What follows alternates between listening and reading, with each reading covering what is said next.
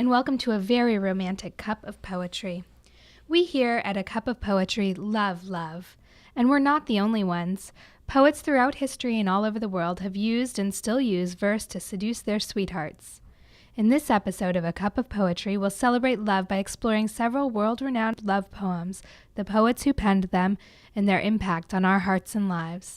Reading throughout this episode and offering her expertise and impressions of love poetry from around the world is Beena Kamlani, senior editor of Viking, Penguin, and Penguin Classics. Love poetry. What is it? It can be loving, it can be kind, it can be ferocious, it can be wild. It can heal or damage, it can worship or despise. It is often funny and often sad.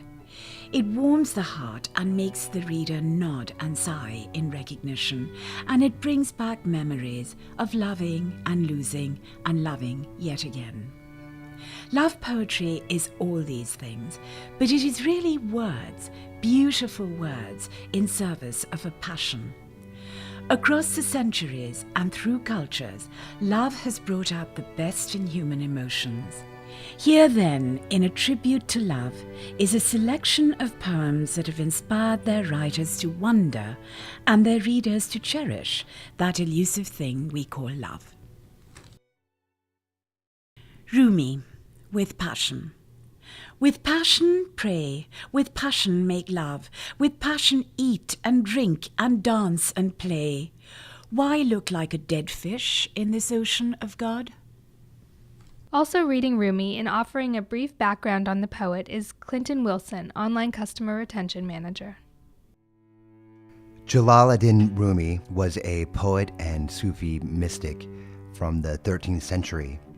After settling in Konya, his father became the head of the Sufis, which are the mystics of Islam.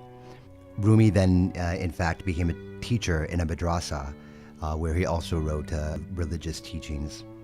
It was then where he met the Shams of Tabriz, who was the single most influence on his life and his poetry and his mysticism. Rumi believed passionately in the use of music and dance as a path for reaching enlightenment.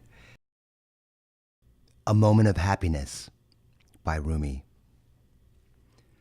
A moment of happiness, you and I sitting on the veranda, apparently two, but one in soul, you and I. We feel the flowing water of life here, you and I, with the garden's beauty and the birds singing.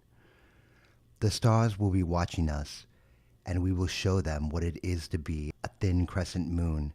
You and I, unselfed, will be together, indifferent to idle speculation, you and I.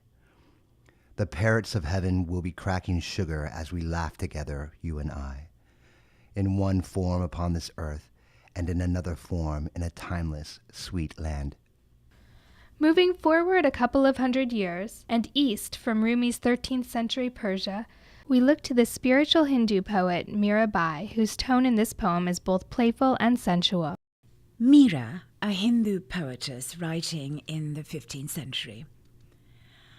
I tried controlling myself, but it did no good. My senses are aflame. I heard you singing. That started all my blessed madness.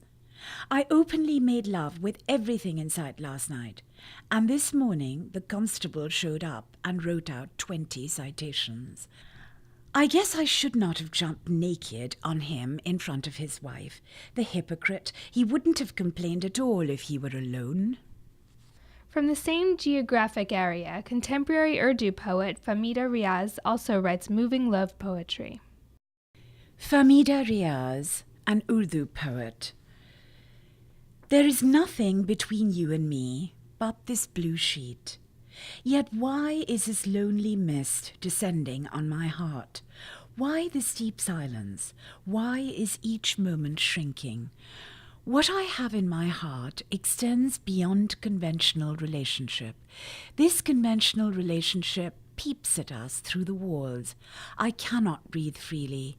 I am restless.